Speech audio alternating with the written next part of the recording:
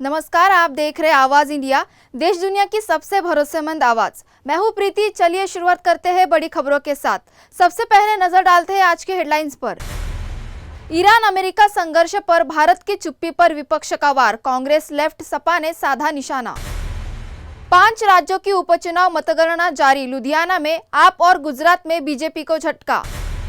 Iran से 285 भारतीयों को वतन वापसी, ऑपरेशन सिंधु से अब तक 1713 लोग सुरक्षित लौटे। उत्तराखंड में नेपाली युवकों को बंधक बनाकर रखा, 32 को छुड़ाया, 3 आरोपी गिरफ्तार। दिल्ली में होटल गेस्ट हाउस के लिए अब नहीं चाहिए पुलिस लाइसेंस, सरकार का बड़ा फैसला। सीएम मोहन यादव की बारिश को लेकर अपील, यात्रा से बचे, जान की सुरक्षा पहले। अब खबरें विस्तार से। अमेरिका द्वारा ईरान के 3 परमाणु केंद्रों पर हमले के बाद दुनिया भर में तनाव गहरा गया है। भारत में इस पर सियासी भूचाल है। विपक्षी दलों ने केंद्र की चुप्पी पर सवाल उठाए हैं। कांग्रेस की सोनिया गांधी ने गाजा और ईरान पर हमलों पर भारत के रुख की आलोचना की है। वामपंथी दलों ने अमेरिकी कार्रवाई की निंदा की है। सपा ने विदेश नीति को भ्रामक बताया है।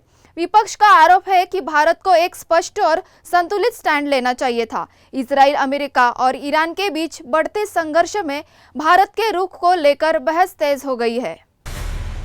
5 राज्यों की विधानसभा सीटों के उपचुनाव में मतगणना जारी है। पंजाब की लुधियाना वेस्ट सीट पर आप को बढ़त मिल रही है। आप प्रत्याशी संजीव अरोड़ा 1269 वोटों से आगे चल रहे हैं। गुजरात की विसावदर सीट पे बीजेपी को झटका लग सकता है। केरल, बंगाल और गुजरात की अन्य सीटों पर भी रुझान आ चुके हैं। ये उपचुनाव कई राज्यों की स्थानीय राजनीतिक स्थिति को दर्शा रहे हैं। दोपहर तक नतीजे साफ होने की संभावना है। ईरान में फंसे भारतीयों की सुरक्षित वतन वापसी जारी है। ऑपरेशन सिंधु के तहत रविवार रात 285 भारतीयों को दिल्ली लाया गया।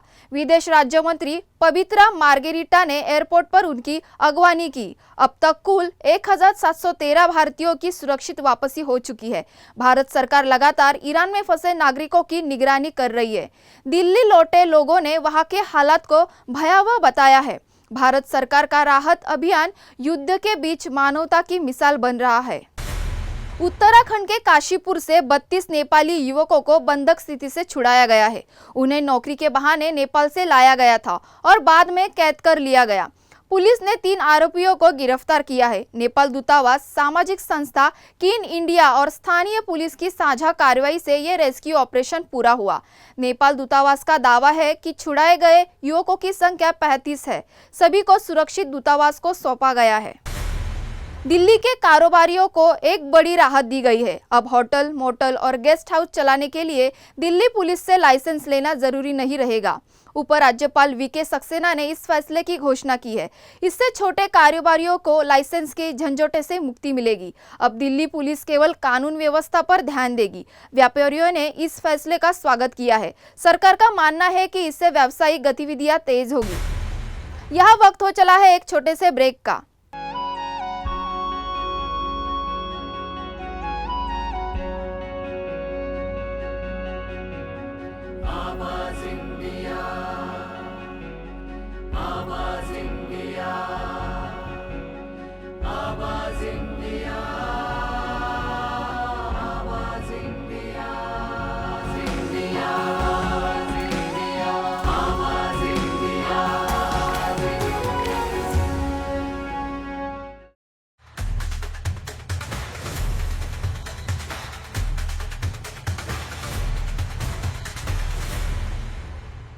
ब्रेक के बाद आप सभी का स्वागत है।